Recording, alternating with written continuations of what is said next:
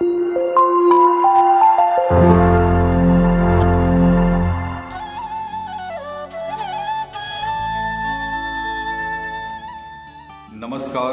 मैं हूं विकेश जैन और वर्तमान में मैं मणिपाल इंटरनेशनल स्कूल में हिंदी के टीचर के रूप में कार्य कर रहा हूं।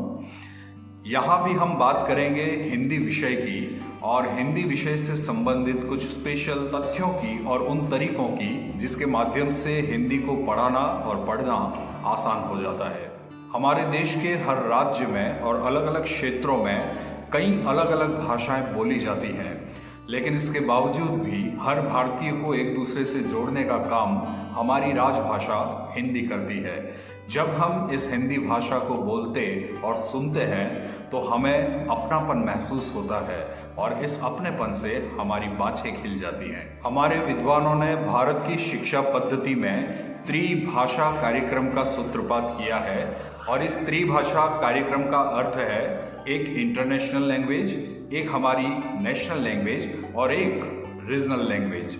जब हम अपने क्षेत्रीय स्तर पर लोगों से संबंध बनाना चाहते हैं तो उसके लिए हमें रीजनल लैंग्वेज आना बहुत ज़रूरी है। जैसे फिलहाल दक्षिण की बात करें तो दक्षिण में रहने के लिए तेलुगु, तमिल, कन्नड़, मलयालम ये आने पर हम लोगों से बहुत जल्दी संपर्क साध सकते हैं और हमारे कार्य बहुत आसान हो जाते हैं। इसी प्रकार नेशनल लैंग्वेज, हमारे देश की भाषा। भारत एक ऐसा देश है जहां सदियों से हिंदी बोली जा रही है, तो कई हमारे कार्य हैं जो हिंदी में ही संपादित होते हैं, इसलिए यह हिंदी आना बहुत ही अनिवार्य है। और एक है इंटरनेशनल लैंग्वेज यानी कि इंग्लिश। जब हम भारत से बाहर किसी कार्य के लिए जाते हैं या फिर हमारे ही देश में कुछ ऐसे कार्य होते हैं, just for example computer handling, तो ऐसे कार्यों में और इंडिया से बाहर के देशों में हमारे लिए इंग्लिश जानना और समझना बहुत ज़रूरी हो जाता है। इसलिए ये त्रिभाषा कार्यक्रम हमारी शिक्षा पद्धति में बहुत ज़रूरी है। अब हम बात करते हैं हिंदी को कैसे सीखा जाए या कैसे सिखाया जाए। सबसे पहले हम बात करते हैं हिंदी के टीचर की कि वो कैसा होना चाहिए। तो एक सबसे महत्वपूर्ण बात मैं सबसे पहले आपको बता दूं कि हिंदी पढ़ाओ या कोई भी सब्जेक्ट पढ़ाओ, उसके लिए बहुत ज़रूरी है आपका प्रभावशाली वक्तव्य। आप अच्छे वक्ता होने चाहिए। कौन सी बात बच्चों को किस तरह से समझानी है, इस तरह से वाक्यों का संयोजन करना आना चाहिए, जिससे कि बच्चा आप जो कहना चाह रहे हैं, आप जो समझाना चाह रहे हैं, वो बात जल्दी ही कैच कर ले। और दूसरा महत्वपूर्ण पहलू है आप एक अच्छे अभिनयकर्ता होना चाहिए। अभिनयकर्ता का अर्थ है एक्टर। अगर एक टीचर बहुत अच्छा एक्टर है तो वो अपनी बात को बच्चों तक पहुंचाने में बहुत जल्दी कामयाब हो जाता है। इसलिए एक श्रेष्ठ अध्यापक बनने के लिए अच्छा वक्ता और अच्छा अभिनयकर्ता, ये दोनों गुण सबसे पहले होने चाहिए।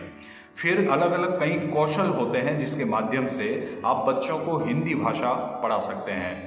जैसे आधारभूत ज्ञान की हम बात करें, वर्ण ज्ञान, मात्रा ज्ञान, लेकिन उसके साथ आधे अक्षर और विभिन्न छोटी बड़ी मात्राओं, उसके साथ ही अनुस्वार, अनुनासिक, नासिक्य, ह्रस्व, दीर्घ, प्लुत और उसके साथ ही संयुक्त और द्वित्व, इन सब का विभाजन करते हुए अलग अलग उन्हें समझाने का आपका तरीका बच्चों तक बहुत जल्दी पहुंचना चाहिए। इन सारी बातों के साथ एक बात बहुत ज़रूरी हो जाती है कि अगर कोई अलग भाषा वाला राज्य है, जैसे फिलहाल आंध्र प्रदेश की बात करें, वहाँ तेलुगु चलती है और बच्चों के घर पर भी तेलुगु बोला जाता है, या कई ऐसे परिवार हैं जहाँ इंग्लिश बोली जाती है।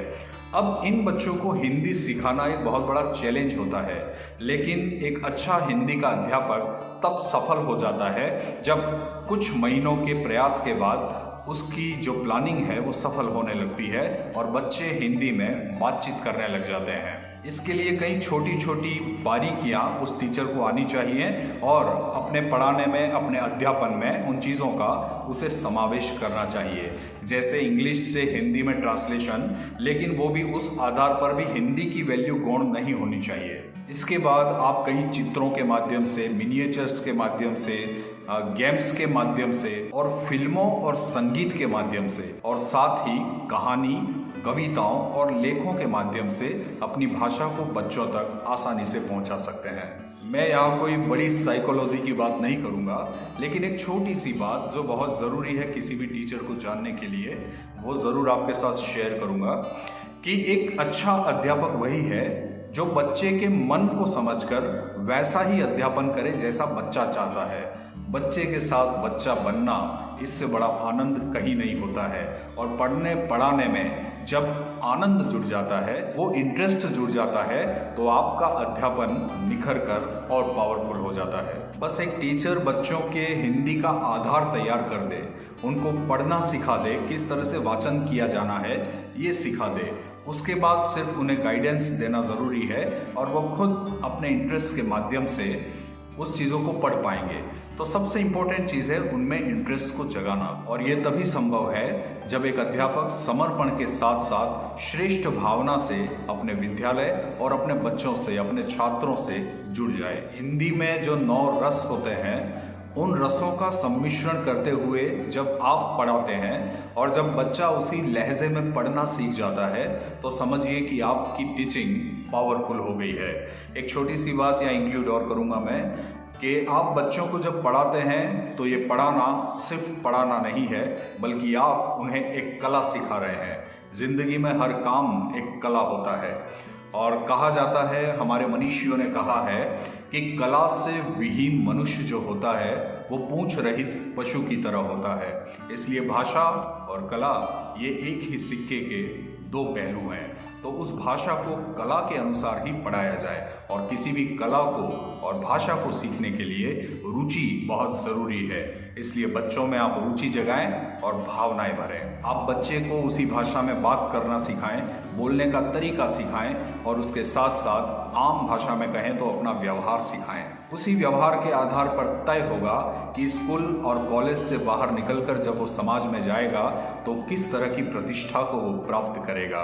कहा भी जाता है हमारी कहावतों में कि बातन हाथी पाइए, बातन हाथी पाओ। अर्थात यदि आपके बात करने का तरीका अच्छा है तो आपको इतना सम्मान मिलेगा कि आपको हाथी के ऊपर बिठा दिया जाएगा, लेकिन बातन हाथी पाँव, यदि आपके बात करने का तरीका बुरा है तो आपको हाथी के पाँव के नीचे कुचल दिया जाएगा। तय आपको करना है कि हम क्या सीखें, छात्रों को क्या सिखाएं, और इस सीखने और सिखाने की पद्धति में, इस अधिगम की पद्धति में किस तरह से हम अपनी स्किल्स का उपयोग करें, खुद का भी डेवलपमेंट करें और छात्रों को भी उच्च स्तर तक पहुंचाएं।